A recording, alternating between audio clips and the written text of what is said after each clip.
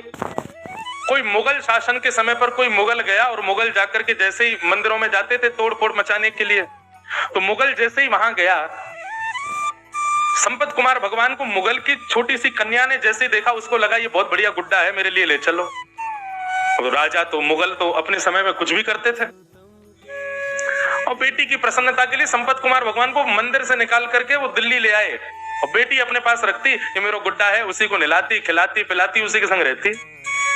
वो तो साक्षात ठाकुर जी हैं।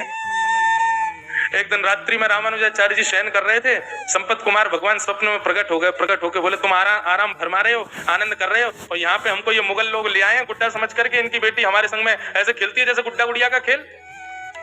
ठाकुर जी रामानुजाचार्य जी बोले, भगवान आज्ञा करो, क्या करें? बोले, आज्ञा क्या करें, जल्दी आओ, हमको लेके जाओ यहाँ से।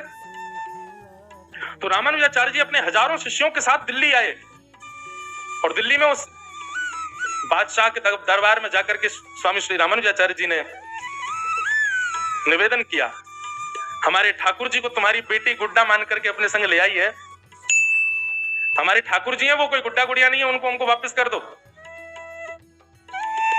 और जो मुगल राजा था वो कहने लगा, बोले कि मैं कैसे मानूं वो तुम्हारे ठाकुर जी हैं। और भाई तुम लोगों के यहाँ तो ऐसा भाव है ना कि ठाकुर जी किसी से ज्यादा रीझ जाए तो उसके पास चले भी जाते हैं, खा भी लेते हैं, पी भी लेते हैं, आनंद करते हैं। यदि तुम्हारे ठाकुर जी हैं तो तुम यहीं खड़े खड़े बुला दो, वो अपने आप कमरे से निकल के आ जाएं। यदि वो आ जाएंगे तो तुम ले जाना, और यदि वो नहीं आए तो चुपचाप यहाँ से चले जाना।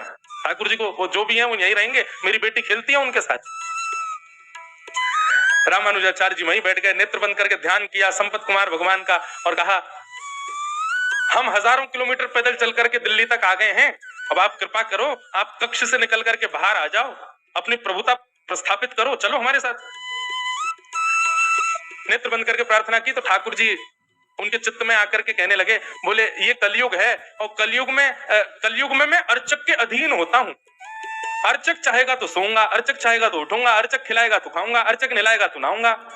मैं अपने योग बल से कुछ नहीं करता हूं, मैं अर्चक के अधीन होता हूं। आप ही कक्ष में आइए, मुझको लेकर के जाइए। और जब ठाकुर जी इतना प्रवचन सुनाने लगे तो रामानुजाचार्य जी को गुस्सा आ गया ठाकुर जी पे। बोले,